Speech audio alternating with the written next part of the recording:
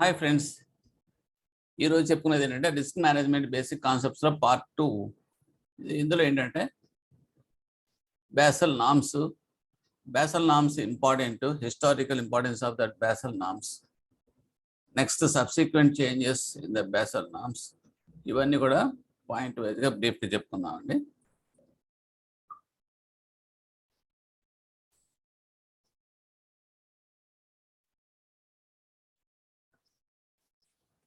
In 1974లో Bfm-Mod అనే bank collapse అయిపోయింది. ఎందుకు కొలాప్స్ అయిందంటే because of that settlement they could not able to settle. ఇప్పుడు మనమైనా సరే క్లియరింగ్ వేరే బ్యాంక్స్ చెక్స్ మనం తీసుకొస్తుంటాం, మన బ్యాంక్ చెక్స్ వేరే చేస్తుంటాం. క్లియరింగ్ యాక్టివిటీస్లో నెంబర్ ఆఫ్ బ్యాంక్స్ ఇన్వాల్వ్ అవుతాయి. ఒకదానికొకటి మ్యూచువల్ సెటిల్మెంట్స్ ఉంటాయి. ఓకే, ఇందులో మీకు చూస్తూ ఉంటారు యాడ్వర్స్ అని, ఫేవర్ అని, ఇవన్నీ వస్తూ ఉంటాయి క్లియరింగ్స్లో, depending upon that receipts and payments of from that other banks. So ఇలా ఉన్నప్పుడు ఏదో పర్టికులర్ బ్యాంక్స్ ఇట్లా ఫెయిల్ అయింది అనుకోండి, they could not able to pay that amounts, settle that matters, financial transactions. So impact అనేది అన్నిటికీ కూడా ప్రాబ్లం వస్తుంది. 4-5 బ్యాంకులు కనెక్ట్ అయ్యాయి అనుకోండి, 4 బ్యాంకులు సఫర్ అవ్వాల్సి వస్తుంది because of one bank failure. So this is the chain. అలాగే అక్కడ కూడా 1975లో ఈ బ్యాంక్ Bfm-Mod అనే బ్యాంకు అనేది ఫెయిల్ అయింది. దాన్ని ఏమన్నంటే హెర్స్టెట్ రిస్క్ అని చెప్పేసి పేరు పెట్టారు. ఇమ్మీడియట్గా this was happened in bank in Germany. ఇమ్మీడియట్గా ఏం చేశారంటే they conducted a meeting. BASEL committee అనేది ఫామ్ అయింది. BASEL అనేది ఎందుకు వచ్చింది అంటే it is a place located in Switzerland and it is a headquarters of Bank of International Settlement, BAS headquarters. అది అక్కడ ఏం చేశారంటే కమిటీ మీటింగ్ పెట్టుకుని, ఎవరంటే G10 కంట్రీస్ అన్ని కూడాను. This was happen in 1974. They formed this BCBS, banking committee on banking supervision. So initiation of this is BIS, Bank of International Settlement. అందులో ఏం జరిగింది? BCBS related a set of minimum capital requirement for banks in 1988 known as a BASEL I Accord. They resolved one accord that is called as the BASEL I Accord. This was in 1988. They set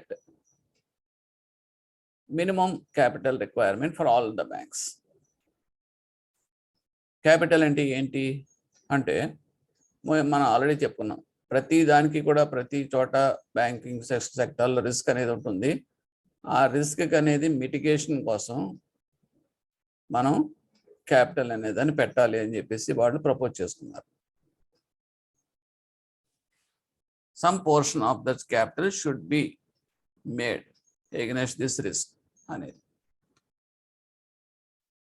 తర్వాత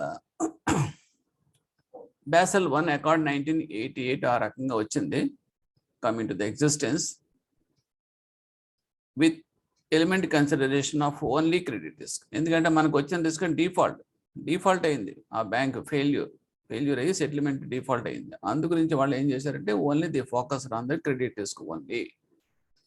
అంటే ఈ రిస్క్కి ఎంత అనేది quantify చేసి on that every bank should maintain some portion of that risk coverage by way of capital అనేది start చేశారు. So here how much amount we shall see. Capital was fixed at 8%. This was proposed by BCBS internationally to all the banks. But in our country, in India, Reserve Bank of India fixed this at 9%. మనం ఏంటంటే కొంచెం above that 1% మనం పెట్టుకున్నాం. దాన్నే మనం ఏమంటామంటే capital to risk weighted assets ratio. అంటే దీనికి సింపుల్ ఎగ్జాంపుల్ చెప్తాను. ఏం చెప్తానంటే రిస్క్ వెయిటెడ్ అసెట్స్ అంటే ఏంటి? నేను X bank, I have advanced 1,000 crores my portfolio. అందులో 100 crores గవర్నమెంట్ అడ్వాన్సెస్ ఇచ్చాను, గవర్నమెంట్ గ్యారంటీస్ గవర్నమెంట్కి ఇచ్చాను. 200 crores I have given to that home loans. 300 crores I have given to that commercial real estate. అలా ఇచ్చుకుంటూ వెళ్ళా. ఎంత రిస్క్ ఉంటుంది depend in the different సెగ్మెంట్స్లో అనేది reserve Bank of India pre defined కాబట్టి ఫస్ట్ నేనేం చెప్పాను, 100 crores I have given to the government. So government అంటే zero risk. So already Reserve Bank of India they have given that zero risk. Advances ఇచ్చే గవర్నమెంట్కి ఇచ్చే advances అన్ని కూడా zero risk అని చెప్పింది. అందువల్ల I need not to take any part of that 100 crores for calculation of this risk weight capital purpose. So ఏమవుతుందంటే nil, దాంట్లో నేనేం తీయను. ఆ 100 కోట్లకు సంబంధించింది ఏమి నేను రిస్క్ వెయిట్ అసెట్స్లో ఏం చూపించను. నెక్స్ట్ వచ్చేటప్పుడు housing loans. Housing loan I have given, home loans I have given 200 crores. Reserve Bank of India ఏం చెప్పిందంటే ఈ టైప్ ఆఫ్ లోన్స్ అనుభవించిన కూడా స్టాండర్డ్గా 20% తీసి పక్కన పెట్టండి రిస్క్ వెయిటెడ్ అసెట్స్ అని చెప్పింది. అనుకుందాం కాసేపు. So 200 crores 20% 40 crores. 40 crores I have to keep separately for calculation of this capital. So ఒకటి గవర్నమెంట్ అకౌంట్ నుంచి government advances zero nil, home loan నుంచి అవుట్ ఆఫ్ దిస్ 200 crores 20% చొప్పున 40 crores పక్కన పెట్టాను. నెక్స్ట్ కమర్షియల్ రియల్ ఎస్టేట్ అనేటప్పటికి latest I have given 300 crores. అంతా కూడా 100% risk అని చెప్పేసి రిజర్వ్ బ్యాంక్ ఆఫ్ ఇండియా చెప్పింది. దాని ప్రకారం 100 crores అంటే 300 crores 300 crores పెట్టాను. సో ఇలా పెట్టుకుంటూ వెళ్తే కనుక I have finally arrived the risk weighted assets as 950 crores అనుకోండి కాసేపు, లేదంటే 1000 crores అనుకోండి. So actual total portfolio is 10,000 crores అయి ఉండొచ్చు టోటల్ అడ్వాన్సెస్. నేను 10,000 crores నేను తీసుకోవట్లే, అందులో రిస్క్ వెయిటెడ్ పోర్షన్ మాత్రమే నేను సెపరేట్ చేస్తున్నాను. అది మాత్రమే నేను టోటల్ వేసాను. It is coming as 1000 crores. So ఈ 1000 crores నేను పెట్టాల్సిన క్యాపిటల్ ఎంత అంటే 9%. So 90 crores I have to made by way of a capital I should maintain. So this is called as a CRER అంటాం, అంటే capital to risk weighted assets ratio అంటాం. So ఈ రకంగా మనం క్యాలిక్యులేట్ చేయాలని చెప్పేసి రిజర్వ్ బ్యాంక్ ఇచ్చిన guidelines ప్రకారం అందరం చేస్తాం. Banks assets are classified into 5 groups. అదే ఇక్కడ మెన్షన్ చేస్తాం. Reserve Bank of India guideline ప్రకారం కేటగిరీస్ మారచ్చు, పర్సంటేజెస్ కూడా మారచ్చు. Okay, credit risk carrying risk weights ఎంత అంటే 0% కేటగిరీ 5 కేటగిరీ 0%, 10%, 20%, 50%, 100%. మీకు వచ్చే క్వశ్చన్స్లో ఎలా ఉంటాయంటే గవర్నమెంట్ గ్యారంటీడ్ అడ్వాన్సెస్ అన్నీ కూడా ఏ గ్రూప్లోకి వస్తాయి, వాట్ కేటగిరీ ఇట్ ఈస్, 0% కేటగిరీయా, 10% కేటగిరీయా, 20% కేటగిరీయా, ఇవన్నీ కూడా స్టాండర్డ్ కాబట్టి you have to remember in your mind. So it is 0% risk. Next we are coming to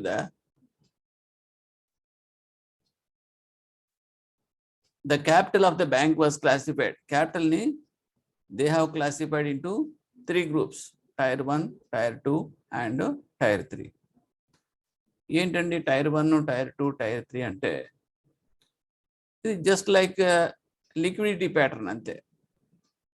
ఇప్పుడు నా దగ్గర నేను రిటైర్ అయిపోయాను అనుకోండి, నాకు 30 లక్షలు వచ్చినాయి. నేను ఏం చేస్తున్నాను, 10 lakhs క్యాష్ రూపంలో పెట్టుకున్నాను, ఇంకొక 10 lakhs గోల్డ్ కొన్నాను, ఇంకొక 10 lakhs ఒక సైట్ కొన్నాను. సో 3 నాకు అసెట్సే, 3 నాకు నా డబ్బులే, క్యాపిటల్ అంటే నా డబ్బులే, నా own ఫండ్సే.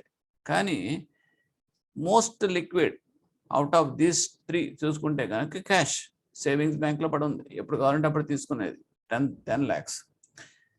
Next semi liquid state అంటే గోల్డ్. అది కొంచెం టైం పడుతుంది, ఇవాళ అమ్మితే కనుక రేపు కనుక రాదు క్యాష్, లేదంటే 1-2 రోజులు పడుతుంది.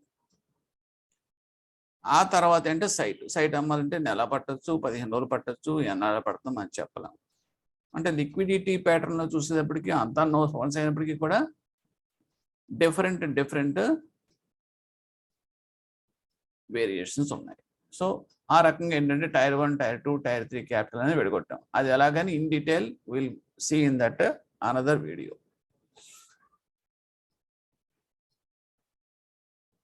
నెక్స్ట్ ఎగ్జాక్ట్లీ ఆఫ్టర్ 10 years అంటే 1988లో స్టార్ట్ అయిన ఈ ఇష్యూ బాసెల్ 1తో స్టార్ట్ అయింది. 1998 వచ్చేటప్పటికి దే ఇంక్లూడెడ్ అంటే BCBS ఇంక్లూడెడ్ ప్రైస్ రిస్క్ అంటే ఏంటంటే market risk also. Market risk కూడా ఇంక్లూడ్ చేసింది. దాని మీద కూడా మనం క్యాపిటల్ పెట్టాలి అనే ప్రపోజల్తో వచ్చింది. ఎందుకు వచ్చింది అంటే అప్పుడు ఇంకొక బ్యాంక్ ఫెయిల్ అయింది. రిజల్ట్ ఏంటి అంటే ఆ బ్యాంకులో ఏం చేశారు, అది డిఫాల్ట్ కాదు, వాడు మొత్తం అమౌంట్ బ్యాంక్ నుంచి మొబిలైజ్ చేసిన ఫండ్స్ అన్నీ కూడా షేర్ మార్కెట్ బ్రహ్మాండంగా ఉందని చెప్పి తీసుకెళ్ళి అక్కడ పెట్టాడు. అంటే మీరు లోన్స్ కింద ఇవ్వచ్చు, కానీ వాడు ఇన్వెస్ట్మెంట్ రూపంలో చేశాడు. అది ఫస్ట్ బాగానే జరిగింది. రూపాయి పెడితే ₹2 వచ్చింది, ₹2 పెడితే ₹5 వచ్చింది. జోదాన్ లాగా గ్యాంబ్లింగ్ లాగా అయ్యి చివరికి ఏం చేశాడంటే CEO మొత్తం అమౌంట్ అంతా తీసుకెళ్ళి మార్కెట్లో పెట్టాడు. ఒక్కసారి మార్కెట్ కుప్ప కూలిపోవడంతో అగైన్ అది టోటల్గా బ్యాంక్రప్ట్ అయి దివాళా తీసేస్తుంది. క్వీన్స్ బ్యాంక్ అని చెప్పేసి అంత పాపులర్ బ్యాంక్గా రెప్యుటేషన్ పొందిన బ్యాంకు ఒక్క బేసిక్ కరెన్సీ రూపాయి లాంటిదని కూడా చెల్లు కాకుండా పోయిందన్నమాట. అటువంటి పరిస్థితి ఎందువల్ల వచ్చిందంటే బికాస్ మార్కెట్లోకి వెళ్ళిపోయాడు, మొత్తం అంత ఫోకస్ అంతా మార్కెట్లో పెట్టాడు. సో అక్కడ కూడా మీకు విపరీతమైన రిస్క్ వల్ల బ్యాంక్ కొలాప్స్ అవుతుందని తెలిసింది. So then they started this market risk also. There is no legal binding in any country to follow the accord. ఇది ఫాలో అవ్వాలని ఏమి లేదు, ఎవరైనా సరే వాలంటరీగా జాయిన్ అవ్వచ్చు మెంబర్ కింద, ఫాలో అవ్వాలని ఏమి లేదు. అంటే మ్యూచువల్ బెనిఫిట్ కోసం మాత్రం ఇది చేశారు. First they started with G10 countries. In 1996, market risk is included through amendment to 1988 accord. 1988 అనేది BASEL 1 అకార్డు. 1996లో అమెండ్ చేశారు. అమెండ్ చేసి మార్కెట్ రిస్క్ అనే దాన్ని కూడా యాడ్ చేశారు, ఇంక్లూడ్ చేశారు. So that come in to force from 1998.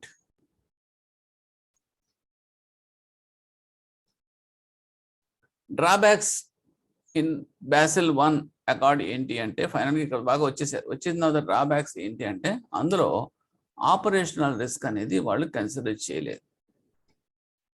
Operation risk కూడా ఉంటుంది, ఎందుకంటే మార్కెట్ రిస్క్ చూసాం, డిఫాల్ట్ అవుతుంది కరెక్టే, అది వర్క్ చేసేది సిస్టమ్స్ అండ్ ప్రొసీజర్స్లో ఫెయిల్యూర్ ఉండొచ్చు.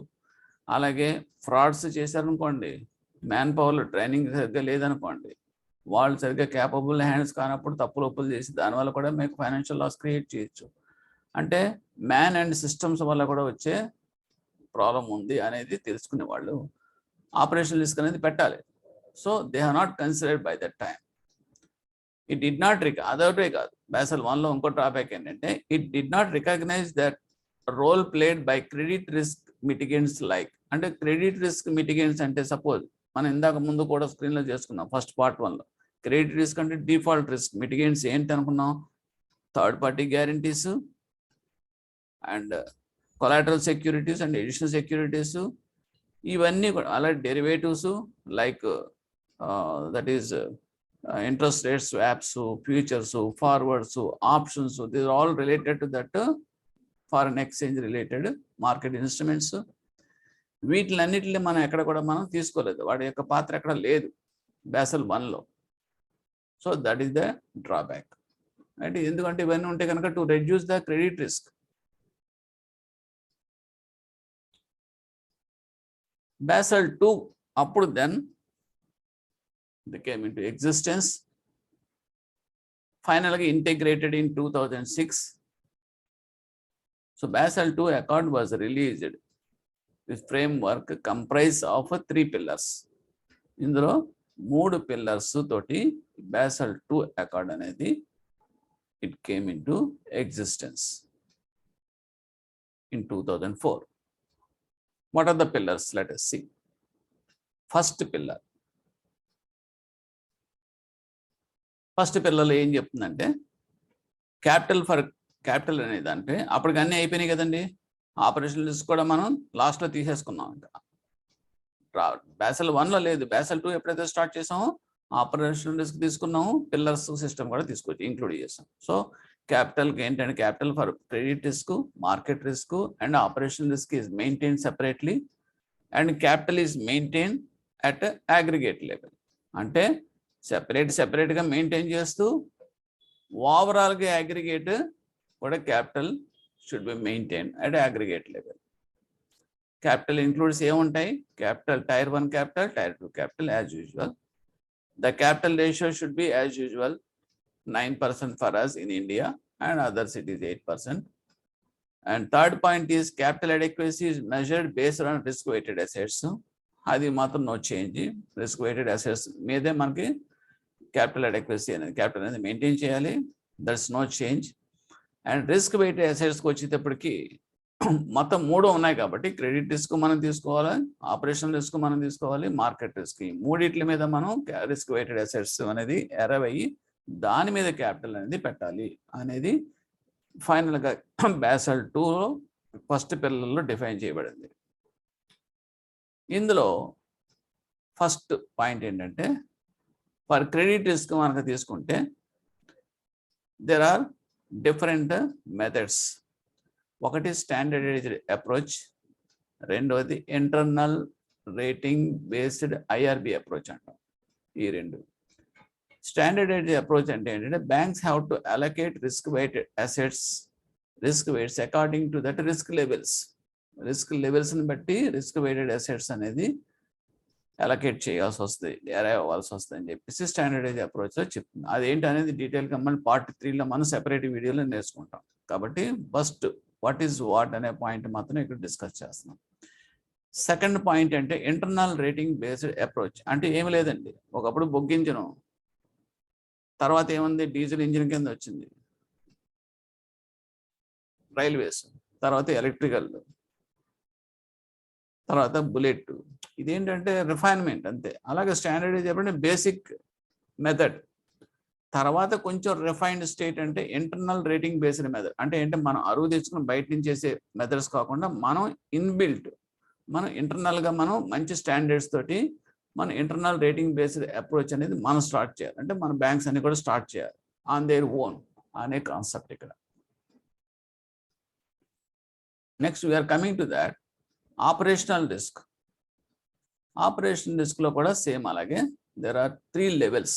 First, initially they should start with the basic indicator approach, loco engines, and after that standardized approach migrate avvali. That means diesel version. ఆ తర్వాత అడ్వాన్స్డ్ మెజర్మెంట్ అప్రోచ్ అంటే electrical. So this is all different standards one after another. So ఎప్పుడైనా సరే మీ questions ఎలా వస్తాయండి credit రిస్క్లో, what are the following methods will follow. అక్కడ మీకు కన్ఫ్యూజ్ చేయడానికి చాలా ఛాన్సెస్ ఉంటాయి. A standardised approach, B international IRB approach, C అనేది ఆపరేషనల్ రిస్క్లో అనేది పెడతాడు. అంటే మీకు అక్కడ క్రెడిట్ రిస్క్లో ఏముంటాయి ఎగ్జాక్ట్గా మీకు తెలియాలి మెథడ్స్. అలాగే ఆపరేషన్ రిస్క్లో ఉండే మెథడ్స్ ఏంటి అనేది కూడా క్లియర్ కట్గా తెలియాలి. సో ఆపరేషన్ రిస్క్లో basic indicator approach, standardised approach, advanced measurement approach, ఈ 3 మెథడ్స్ ఉంటాయి. Next market risk. When we are coming to the market risk, the guidelines issued by RBI on capital charge for market risk in 2004 expressed in terms of 2 separate charges. Reserve Bank of India ఇచ్చింది. అదేంటి, ఒకటి specific risk, రెండోది general market risk. Specific risk, general market risk. తర్వాత BASEL committee has suggested, తర్వాత suggest చేసింది 2 broad methods for computing of capital charge for market risk. అవేంటంటే standardised approach, standardised method, internal risk management models. Internal risk management మోడల్స్లో మళ్ళీ banks may adopt standardised model. there are 2 principal models. అవేంటంటే maturity method and duration method. Again, I am repeating this point. Marketing దాంట్లో బేసికల్గా start చేసింది reserve Bank of India ఇచ్చిన guidelines ప్రకారం మనం చేయాల్సిన రిస్క్ క్యాపిటల్ రిస్క్ అనేది ఎలా చేయాల్సిన పద్ధతి ఏంటంటే 2 సెపరేట్ కేటగిరీస్ ద్వారా ఛార్జెస్ మనం క్యాలిక్యులేట్ చేయాలి. ఒకటి స్పెసిఫిక్ రిస్క్ అనేది ఐడెంటిఫై చేయాలి, జనరల్ మార్కెట్ రిస్క్ అనేది ఐడెంటిఫై చేయాలి. It is all related to the market risk only. On that we have to made some capital. Next ఏంటంటే BASEL కమిటీ సజెస్ట్ చేసిందంటే 2 broad methods for computing of that capital charge for market risk చేసింది ఏంటంటే, ఒకటి standardised method, 2 internal risk management model. దాంట్లో banks may adopt standardised model. Banks standardised model adopt చేయొచ్చు. There are 2 principal models. అందులో ఏంటంటే maturity method, duration method. Okay, అంటే సింపుల్గా చెప్పాలంటే మెచ్యూరిటీ మెథడ్ అంటే it is related to that banking book, duration method అంటే it is related to that trading book. అలా కూడా చెప్పచ్చు, market related.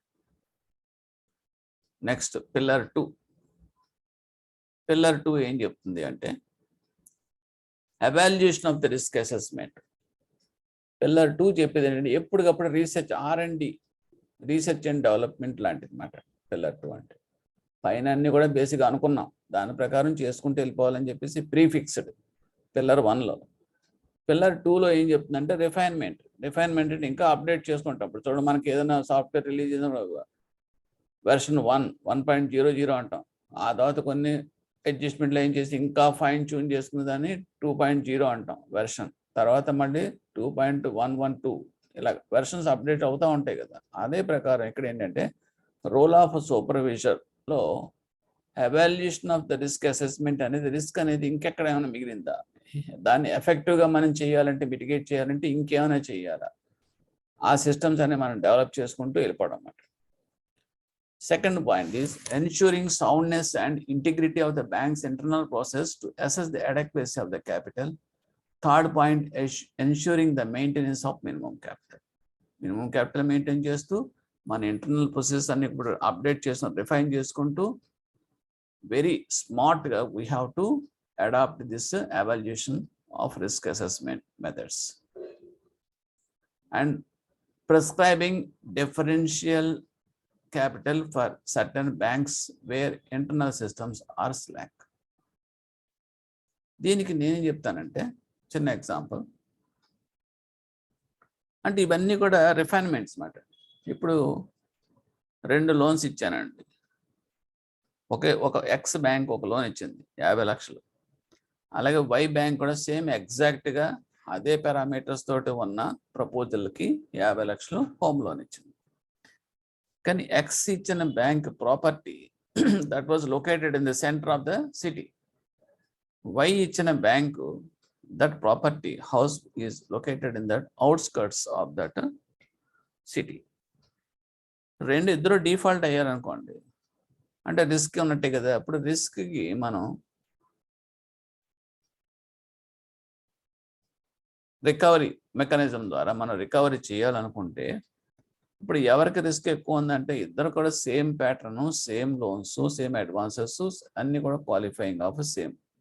But that X bank will have more advantage for realisation of the property with less risk, whereas that Y bank which advanced that home loan to that outskirts property. So అప్పుడు ఏమవుతుంది, realisation అనేది chances తక్కువ ఉంటాయి, న్యాచురల్గా risk and factor అనేది ఎక్కువ ఉంటుంది. So ఇప్పుడు ఉన్నప్పుడు వీడిద్దరికి మనం సెపరేషన్ చూపించాలి కదా, వేరియేషన్. ఎందుకంటే వీడు క్యాపిటల్ మెయింటైన్ చేయమంటున్నారు ఆ రిస్క్ వెయిట్లో 20% అన్నారు. ఓకే, 20% ఆఫ్ దట్ 50 lakhs అంటే 10 lakhs రిస్క్ వెయిట్ అసెట్ కింద ఇక్కడ తీస్తున్నారు. అలాగే అవతల వాడి దగ్గర కూడా 20% ఆఫ్ ద 50 lakhs అంటే అక్కడ కూడా మీరు ఆ బ్యాంక్ వాడు కూడా 10 lakhs క్యాపిటల్ కింద రిస్క్ వెయిట్ అసెట్ కింద పక్కన తీశాడు. కానీ ఇద్దరికీ ఒకటే ఎలా చేస్తాం? ఎందుకంటే వీడు ఇచ్చిన అడ్వాన్స్ మంచిది, చాలా ఫేవరబుల్ పొజిషన్లో ఉన్నాడు వాడికన్నా. అటువంటిప్పుడు వీడికి సంథింగ్ అడ్వాంటేజ్ ఇవ్వాలి కదా, ఎందుకంటే వీడి ఫండ్స్ చాలా ఇంపార్టెంట్ కదా. ఆ రకంగా ఏం చేస్తారంటే ఫైన్ ట్యూన్ చేస్తాం అన్నమాట అండి. సో ఇప్పుడు ఏమవుతుంది, వీడికి క్యాపిటల్ నువ్వు అంత పెట్టక్కర్లేదయ్యా, ఎందుకంటే నువ్వు 50 లక్షలు ఇచ్చావు, కానీ నీ అసెట్ వాల్యూ, నీ realisable asset value is very very good, చాలా చాలా అడ్వాంటేజెస్లో ఉంది. ఇలా నువ్వు అలా సేల్కి పెట్టిన టక్మని నెక్స్ట్ డే అయిపోతే ఆ second day it self you can close your loan. అటువంటిప్పుడు నీకు రిస్క్ తక్కువ ఉన్నప్పుడు నీకు బెనిఫిట్ చూపించాలి కదా. ఆడికి 9%, నీకు 9% తేడా ఏముంటుంది అని వీడికి కొంత తగ్గించాడు అనుకోండి, క్యాపిటల్ ప్రొవిజన్ పెట్టుకోవడానికి తక్కువ అవకాశం ఇచ్చాడు అనుకోండి, ఎక్స్పోజర్ ఆఫ్ రిస్క్ అనేది తగ్గించాడు అనుకోండి. So this bank will be get benefited of. లేదనుకుంటే ఇప్పుడు ఏమవుతుందంటే మన బ్యాంక్స్లో కూడాను పెర్ఫార్మెన్స్ లింక్డ్ వేజెస్ అని చెప్పేసి చెప్తున్నారు. అంటే పెర్ఫార్మ్ చేసేవాడికి వేజెస్ ఎక్కువ ఉన్నా తప్పలేదు, అంటే పని చేసినోడికి పని చేయకపోయినోడికి ఒకే జీతం ఇస్తే ఎంత ఆడ్గా ఉంటుందో ఇది కూడా ఆ టైప్. ఓకే, అటువంటి సిస్టమ్ను డెవలప్ చేయాలి అనేది ఈ రోల్ ఆఫ్ సూపర్వైజర్స్ డ్యూటీ మాట. Okay, that is coming under second pillar. Next third pillar it provides for disclosures. ఏంటండి ఇందులో ఉండేది అంటే facilitate market particulars to access the key information about the bank's risk profile and capital adequacy, to compel banks to manage the risk well and improve stability, to ensure that the supervision of the banks is effective. అంటే ఏంటంటే you should go with very good systems to manage that risk and improve that stability by adopting the very refined systems. At the same time, you should be transparent. And the market disclosures antam. Market disclosures ante entante pillar 3 lo unnadi. నీ bank లో చాలా మంది invest చేశారు, shares రూపంలో అన్ని కూడా capital supply చేసినప్పుడు వాళ్ళకి నువ్వు ఎప్పుడు కూడా ట్రాన్స్పరెంట్గా నీ ఇన్ఫర్మేషన్ అంతా వాళ్ళకి షేర్ చేయాలి. అంటే నువ్వు ఎవరెవరికి ఇచ్చావు, నీకేమైనా లీగల్ లిటిగేషన్స్ ఏమైనా ఉన్నాయా, నువ్వేమైనా కంటింజెంట్ లయబిలిటీస్ ఏమైనా ఉన్నాయా, అంటే గ్యారంటీస్ కానీ, అంటే డిఫాల్ట్ అయ్యి పాసిబిలిటీ ఉండే గ్యారంటీస్ కానీ కంటింజెంట్ లయబిలిటీస్ ఉన్నాయి. ఎందుకంటే నువ్వు ఇచ్చేసావు 100 కోట్లు, ఎక్స్ బ్యాంక్ 100 కోట్లు ఇచ్చింది, వై బ్యాంక్ కూడా 100 కోట్లు ఇచ్చింది. బట్ ఎక్స్ బ్యాంక్ ఇచ్చింది అన్ని ఫండ్ బేస్డ్, వై బ్యాంక్ ఇచ్చింది నాన్ ఫండ్ బేస్డ్ అనుకోండి. వాడు కనుక నాన్ ఫండ్ బేస్డ్ అడ్వాన్సెస్ అన్ని కూడా ఫెయిల్ అయినాయి అనుకోండి, అవి ఫండ్ బేస్డ్ కింద మారిపోతాయి, ఛాన్సెస్ ఉంటాయి. పైకి ఇప్పుడైతే మీకు బ్యాలెన్స్ షీట్లో ఏం కనపడవు. సో ఈ రకంగా ఏమైనా ఉన్నాయా, సో ఇవన్నీ కూడా పబ్లిక్ ఇన్ఫర్మేషన్కి ఎప్పటికప్పుడు మీరు ట్రాన్స్పరెంట్గా ఉండాలి. ఓకే, అంటే నీ information should be transparent to that investors. ఎందుకంటే it is to compel the banks to manage the risk well, competition and forced to compel the banks to manage that good manageable risk mitigative methods. Next, risk capital BASEL norms importance ఏంటనేది చిన్న example మీకు చెప్తాను. I have taken 3 people, A, B, C, ముగ్గురు కూడా retired persons. ఏ అన్నవాడికి 30 లక్షలు వచ్చింది retirement బెనిఫిట్స్లో. వస్తే ఏం చేశాడు అతను, సేవింగ్స్ బ్యాంక్కి 20 lakhs ఇన్వెస్ట్ చేశాడు, గోల్డ్లో 10 లక్షలు పెట్టాడు, సైట్లో కానీ అటువంటి వాటిలో కానీ ఏమీ పెట్టలే. నెక్స్ట్ బి అనేవాడు సేమ్, అతను కూడా రిటైర్డ్ పర్సనే, same cadre, same pension benefits. అతనికి 30 లక్షలు వచ్చింది, కానీ అతను ఇన్వెస్ట్ చేసిన ప్యాటర్న్ ఎలా ఉందంటే సేవింగ్స్ బ్యాంక్లో 4 lakhs పెట్టాడు, గోల్డ్లో 11 lakhs పెట్టాడు, సైట్లో 15 లక్షలు పెట్టి సైట్ కొన్నాడు. మూడవది వాడు ఎవరంటే అతను కూడా 30 lakhs రిటైర్మెంట్ బెనిఫిట్స్ ఈ గాట్. సేవింగ్స్ బ్యాంక్లో 1 lakh పెట్టుకున్నాడు, గోల్డ్ లోన్లో 1 lakh పెట్టాడు, సైట్లో 28 లక్షలు పెట్టాడు, అంటే సైట్లో ఎక్కువ పెట్టేశాడు. So this is the pattern. ఇదంతా ఏంటండి, ఇది వాళ్ళ యొక్క ఓన్ ఫండ్సే. దీన్నే మనం ఏమంటాం, క్యాపిటల్ కూడా అనొచ్చు. ఓన్ ఫండ్సే క్యాపిటల్ అంటే కదా. అయితే డిఫరెంట్ రోల్, డిఫరెంట్ వేలో ఉన్నాయి ఇన్వెస్ట్మెంట్స్ టైప్స్, డిఫరెంట్ టైప్స్లో ఉన్నాయి investments. Now I want to discuss one point. సడన్గా ముగ్గురికి కూడా హార్ట్ బైపాస్ చేయాల్సి వచ్చింది. ఫస్ట్ పాయింట్, హార్ట్ బైపాస్ చేయాల్సి వచ్చింది ఫస్ట్. అంటే they ailed, suffered. So immediate doctors ఏమంటే 2 lakhs ఇమీడియట్గా పట్టుకొచ్చి డిపాజిట్ చేస్తేనే కానీ నువ్వు బతకవు, లేదని చచ్చిపోతావు అని చెప్పారు. అంత సీరియస్ హార్ట్ అటాక్ వచ్చింది ముగ్గురికి కూడా అనుకున్నాం. సో ఇప్పుడు ఏమవుతుంది, that is the risk, life risk అనేది వచ్చింది. So what happen when we have taken that heart, and next is brain stroke వచ్చింది. బ్రెయిన్ స్ట్రోక్ వస్తే 5 lakhs అవుతుంది, అర్జెంటుగా తీసుకురావాలని చెప్పాను. లేదు, లివర్ ప్లాంటేషన్, ట్రాన్స్ప్లాంటేషన్ చేయాలి అర్జెంటుగా, అంటే 20 lakhs ఖర్చు అవుతుందని చెప్పారు. This is the cost of that treatment cost. So ముగ్గురు ముందుది ఉంది రెడీగా. ఫస్ట్లో ఏంటంటే, when the person, first person I'm saying about the A, heart bypass operation చేయాలనుకుంటే కనుక ఇమీడియట్గా ఈ will get the funds and get the treatment. ఎందుకంటే అతనికి లిక్విడ్ ఫండ్స్ సేవింగ్స్ బ్యాంక్లో ఉన్నాయి 20 lakhs. సో ఏమి రిస్క్ అనేది టక్మని మిటిగేట్ చేసేసుకుంటున్నాడు, నథింగ్ టు వరీ. ఒకవేళ హార్ట్ బైపాస్ కాదు, let us say brain stroke, దానికి ట్రీట్మెంట్ బ్రెయిన్ ఆపరేషన్ చేయాలి, 5 lakhs కావాలని అనుకోండి. Yes, that is the risk. it is more than that first risk, but even then he could able to mitigate it because he is having the liquid funds of 20 lakhs. Immediately he can withdraw the star in the button, and yes, he can mitigate that risk.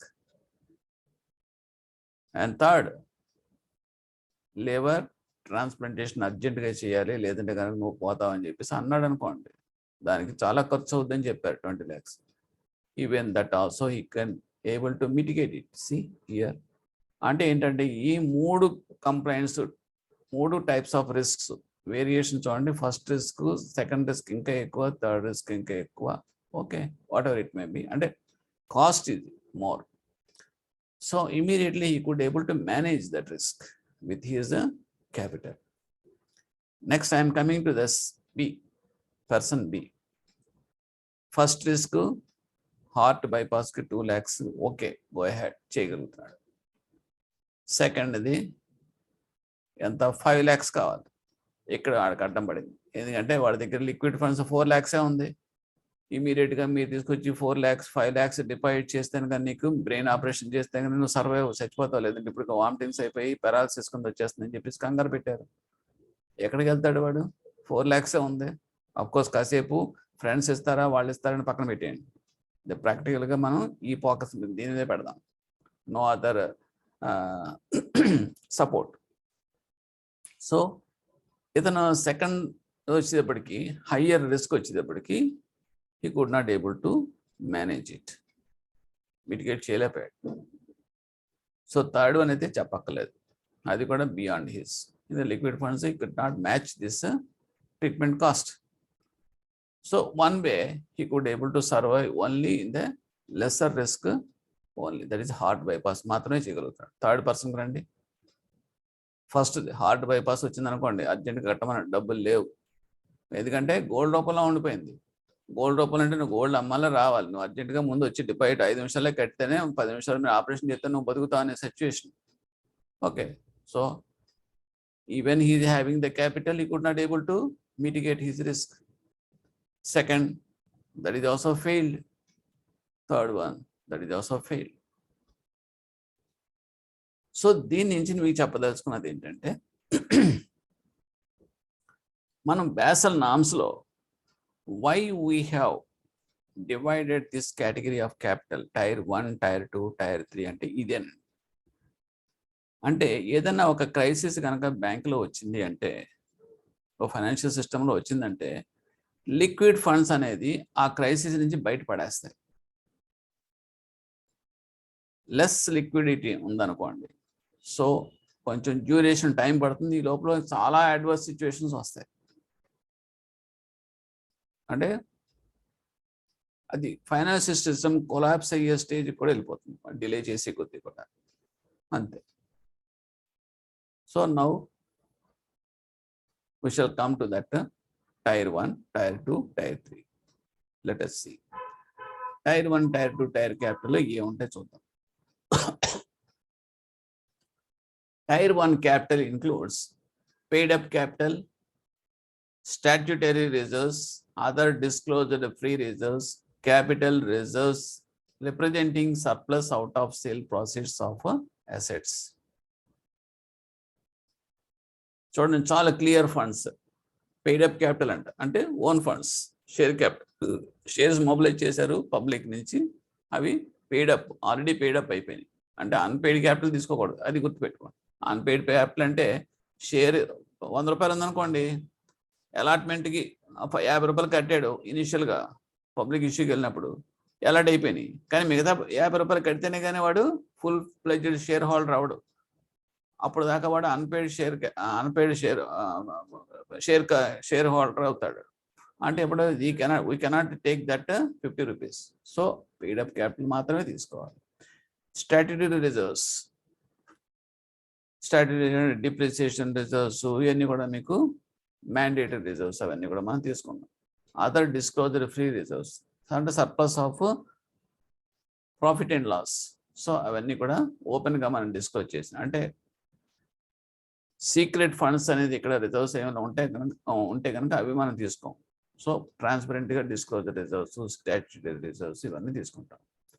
Capital reserve representing surplus out of the sale proceeds. Capital reserve అంటే capital అంటేనే assets related అని అర్థం.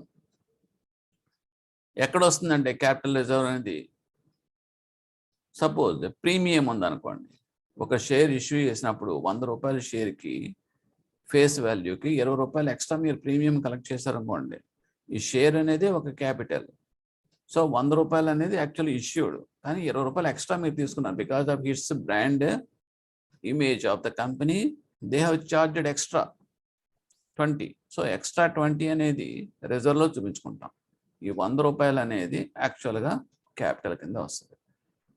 So దాన్ని ఏమంటామంటే capital reserve అంటాం. అలాగే capital reserve ఇంకోటి కూడా వస్తుంది. మీకు అక్కడ మిషనరీ ఉంది, ఆ మిషనరీ ₹1,00,00,000 ఉండే మిషనరీ వాడు ఏదో 4 వాడేసాం కదా అని చెప్పేసి అమ్మేశాడు. అమ్మేస్తే 80 లక్షలు వచ్చింది. సో 80 లక్షలు వచ్చింది ఏం చేస్తాం, క్యాపిటల్ రిజర్వ్లో చూపిస్తాం. Because mission is a capital, asset is a capital. So దాన్ని ఏమంటామంటే దాన్ని సేల్ ప్రాసెస్ అని కూడా అంటాం. దాన్ని ఏమని చెప్పాలంటే క్యాపిటల్ అసెటే, కానీ దాని సేల్ ఆఫ్ అసెట్స్ అని అంటాం అన్నమాట. సర్ప్లస్, ఆ సేల్ అమ్మి చేస్తే మిగిలింది అనుకోండి, so that is surplus will be treated as a reserve, capital reserve అంటాం. Investment fluctuation reserve without ceiling. Investment fluctuation reserve అంటే కొంత అమౌంట్ మనం మార్కెట్లో ఇన్వెస్ట్ చేసినప్పుడు కొంతవరకు యావరేజ్గా మనం తీసుకుంటాం. సపోజ్ నేను ఒక బయట బాండ్స్లో 1,00,000 రూపాయలు పెడితే అది 1,50,000 ఉంది. ఓకే, ఉన్నప్పుడు అంటే మీకు ఎప్రిసియేషన్ వచ్చింది మార్కెట్లో, దానికి ఎప్రిసియేషన్ రన్ అవుతుంది. సో 50,000 ఎక్స్ట్రా ఉంది. 1,00,000 రూపాయలు ఇన్వెస్ట్ చేస్తే మార్కెట్లో 50,000 ఎప్రిసియేషన్లో ఉంది. సో ఇది అప్స్ అండ్ డౌన్స్ చూసుకున్నప్పుడు యావరేజ్గా ఎక్కడ మినిమం స్టేబుల్గా ఉంటుంది. ఒక్కోసారి 50 ఉండదు, తర్వాత మళ్ళీ కొంచెం తగ్గొచ్చు, 40,000 రావచ్చు, మళ్ళీ రేపొద్దున మళ్ళీ 50కి వెళ్తుంది. సో ఇక్కడ మినిమం బెంచ్ మార్క్ కింద అంతకన్నా తగ్గకుండా ఉంటుంది చూడండి. దట్ ఈస్ ఫ్లక్చుయేషన్లో ఆ సర్ప్లస్ అమౌంట్ను మనం తీసుకుని రిజర్వ్లో చూపించుకుంటాం. ఎందుకంటే అది డెఫినెట్గా గ్యారంటీగా ఆ అమౌంట్ ఎప్పుడు కూడా స్టేబుల్గా ఉంటుంది. So it is also a reserve without any ceiling. Without any ceiling అంటే ఏంటంటే మనం టోటల్ అమౌంట్ అంతా తీసేసుకోవచ్చు. ఎంత అయితే మనకు కౌంట్ అవుతుందో అంతా తీసుకోవచ్చు. దాంట్లో కటింగ్ ఏమి ఉండదు. Next, innovative perpetual debt instruments. Innovative perpetual debt instrument. Debt instruments అంటే డిబెంచర్స్.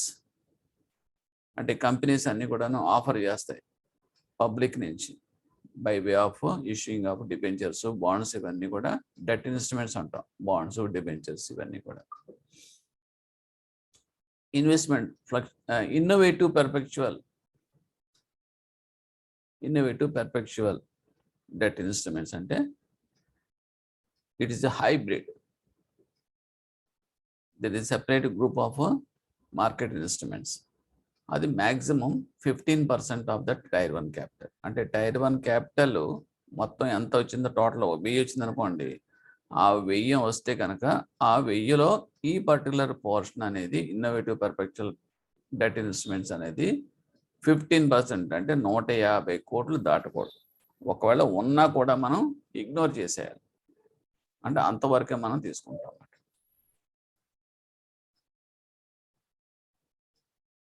ఓకే, ఇవన్నీ ఎలా బేస్ చేస్తారంటే ఇప్పుడు మీరు అనవచ్చు, సరే ఇవన్నీ ఎలా వస్తాయంటే ప్రీవియస్ ఇయర్ ఫిగర్స్ తీసుకుని క్యాపిటల్లో ఆ ఫిగర్లో 15% దాటకుండా మనం ఇన్నోవేటివ్ పెర్పెక్చువల్ డెట్ ఇన్స్ట్రుమెంట్ ఉందా లేదా అనేది ఫిక్స్ చేసుకుంటాం.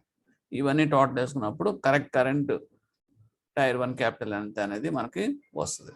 Next, perpetual non cumulative preferential shares less intangible assets and losses. Perpetual non-cumulative preferential shares. What is meant by cumulative and non-cumulative? ఎందుకంటే మీకు వస్తాయి, క్యూములేటివ్ వస్తుంది, నాన్ క్యూములేటివ్ వస్తుంది, ప్రిఫరెన్స్ షేర్స్ వస్తాయి, ఈక్విటీ షేర్స్ వస్తాయి. ఏంటి అంటే ఈక్విటీ అన్న షేర్స్ అన్న మామూలే.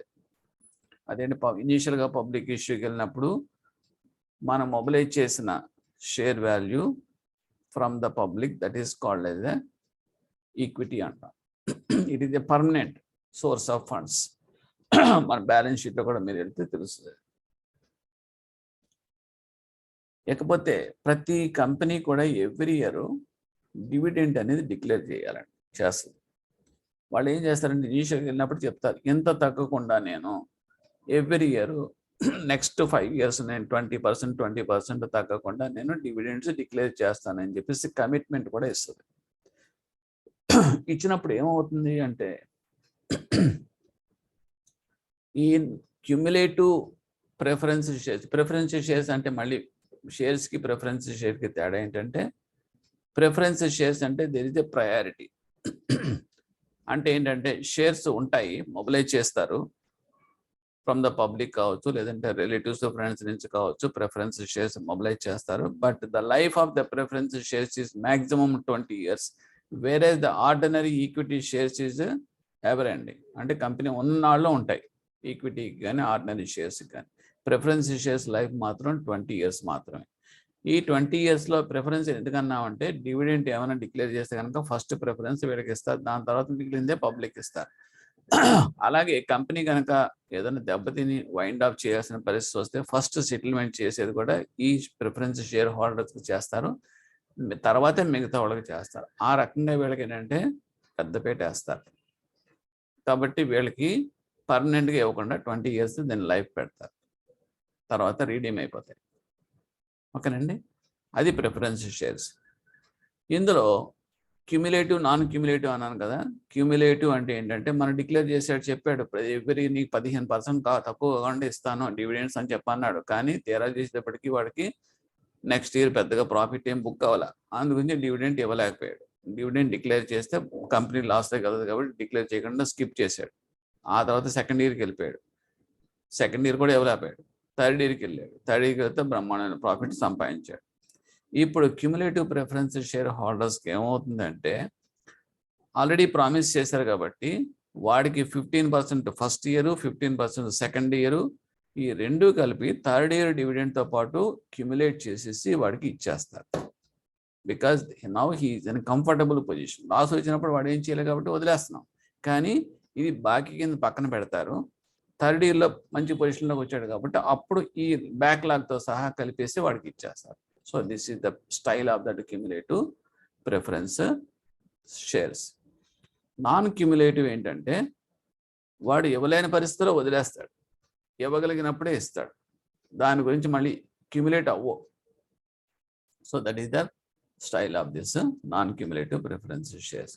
ఇందులోంచి ఇంటాంజిబుల్ అసెట్స్ లాసెస్ తెస్తాం. ఇంటాంజిబుల్ అసెట్స్ అంటే మీకు తెలుసు, గుడ్ విల్, పేటెంట్స్, ఇవన్నీ కూడా మనం మైనస్ చేయాలి. చేసిన తర్వాత మైనస్ చేయాలంటే ఇవన్నీ కూడా లయబిలిటీస్, అవన్నీ కూడా రైట్ ఆఫ్ చేసుకోవాల్సినవి. అవన్నీ పెట్టుకుంటే ఇంక క్యాపిటల్ ఎలా అవుతుంది?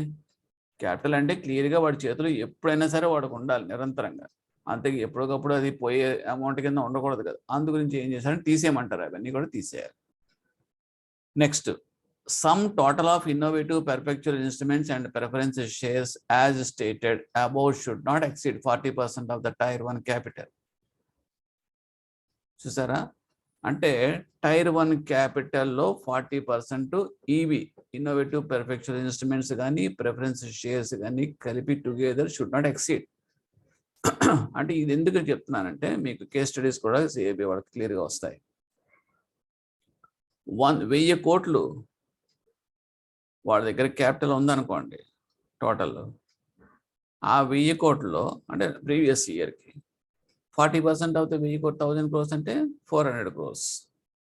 సో 400 crores ఎట్టి పరిస్థితుల్లోనూ ఈ కేటగిరీలో దాటకూడదు.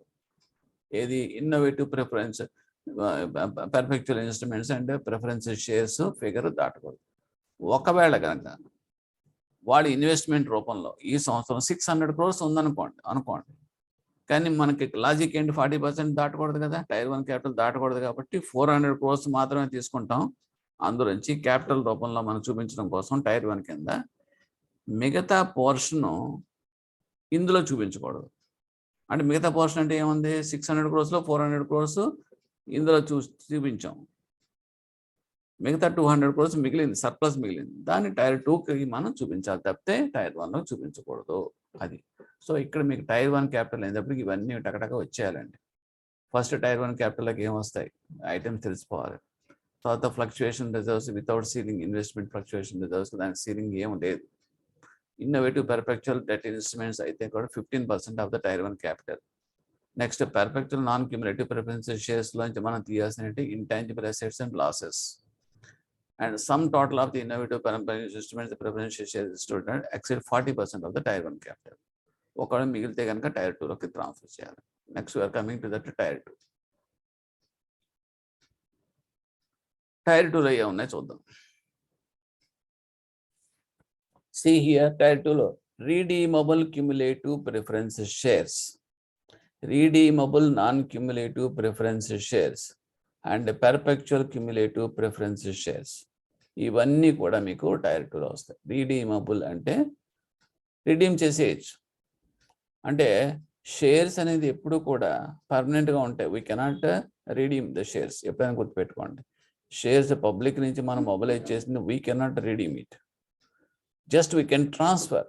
అంటే అమ్మడం కొనుగోలు ద్వారా, సేల్ అండ్ పర్చేజ్ ద్వారా ఒకటి నుంచి ఒకటికి మారుతాయి తప్పితే, ట్రాన్స్ఫర్ అయితే తప్పితే. రిడెంప్షన్ అంటే ఏంటంటే, సపోజ్ మీరే బ్యాంక్ వాళ్ళు 10,000 మీ దగ్గర నేను డిపాజిట్ చేశాను, చేస్తే నాకు ఒక రిసీట్ ఇచ్చారు, 2 years పాటు అది టర్మ్ డిపాజిట్. నేను 2 years అయిపోయిన తర్వాత మీరు పట్టుకెళ్ళి ఇస్తే నాకు డబ్బులు నాకు ఇచ్చేస్తున్నారా లేదా? So that is called the redemption. అలాగే ఇక్కడ షేర్స్ కూడా మా పబ్లిక్ ఇచ్చిన షేర్స్, అలాగే నీకు షేర్ సర్టిఫికేట్ పట్టుకెళ్ళి నా డబ్బులు నాకు ఇచ్చేయండి అంటే ఇవ్వకపోదు, కంపెనీ ఇవ్వదు. ఎందుకంటే ఇట్ ఈజ్ ఏ ఫ్లోటింగ్, కంపెనీతో పాటు ఉండిపోతుంది పర్మనెంట్గా. మరి నాకు డబ్బులు కావాలంటే ఇంకోటికి అమ్ముకో అంటే అప్పుడే మార్కెట్లోకి వెళ్ళి ట్రేడ్ అవుతుంది. చూడండి ఇక్కడ, అక్కడ వీడు అమ్మితే కనుక కొనుక్కున్న వాళ్ళు ఉంటే కనుక వాడికి ట్రాన్స్ఫర్ చేసేసి డబ్బులు చేసుకుంటాడు. So this is the setup in that share transactions.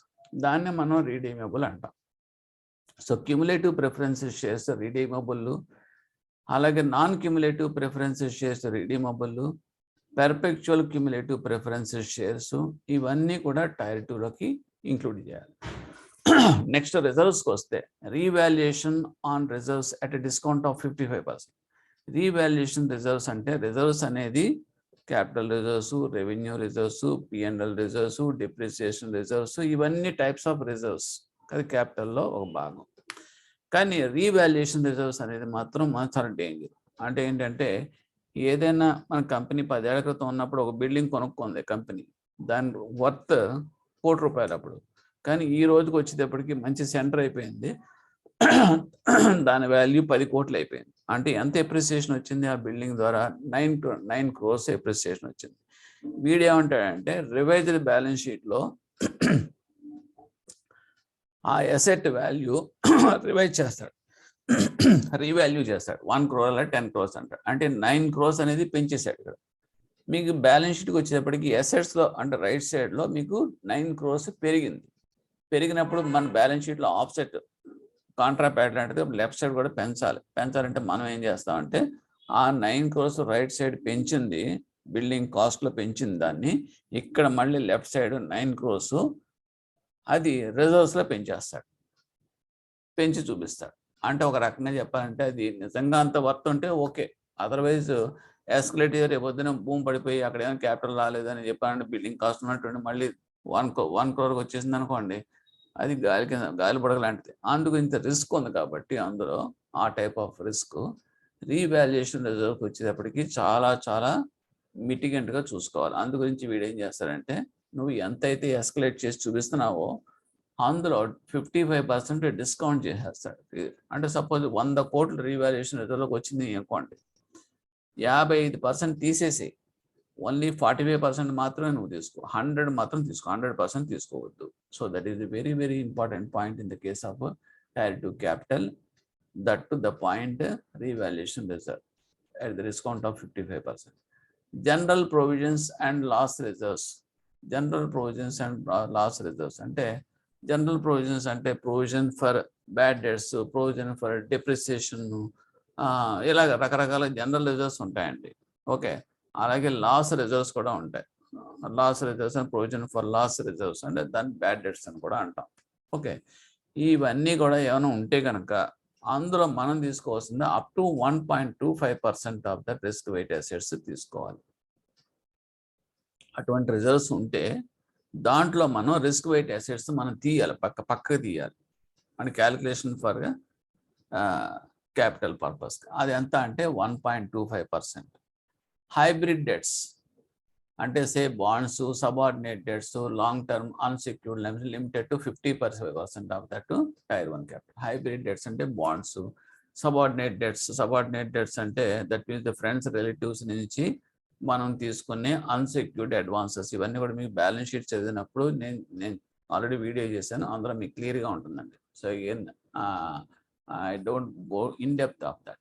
Okay, ఇందులో ఈ టైప్ ఆఫ్ థింగ్స్ ఉంటే కనుక 55% limited to 50% of the Tier 1 capital. అంటే Tier 1 క్యాపిటల్ 1000 కోట్లు అనుకోండి, ఈ కేటగిరీలో ఒకవేళ కనుక మీకు 600 crores ఉందనుకోండి, అంటే మీకు ఎంత తీసుకోవాలి? 500 మాత్రమే తీసుకోవాలి. ఎందుకంటే 50% ఆఫ్ ద Tier 1 దాటకూడదని చెప్పాడు కదా, కాబట్టి ఉన్నప్పటికీ కూడా పక్కన తీసి పడేయాలి. Okay, next Tier 3 capital. Tier 3 క్యాపిటల్లో ఏముంటాయి చూడండి.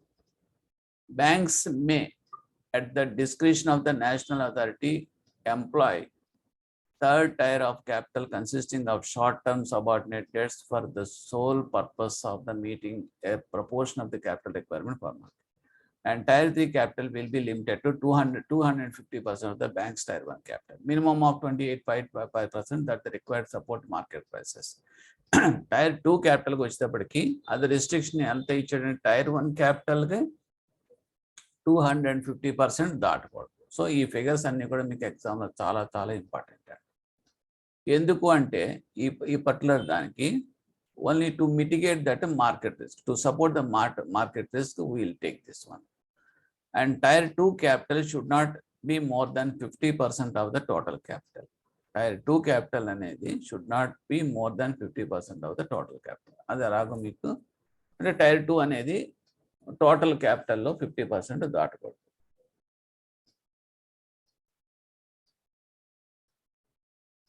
Next distinction between BASEL 1 BASEL 2కి వస్తే కనుక BASEL 1లో ఏమవుతుందంటే measures credit risk and market risk only. BASEL 2లోకి వచ్చేటప్పటికి మనం అనుకున్నాం కదండి ఆపరేషనల్ రిస్క్ కూడా వస్తుంది. అలాగే పిల్లర్స్ 3 పిల్లర్స్ కూడా మనం తీసుకొచ్చాము. With this part 2 is completed.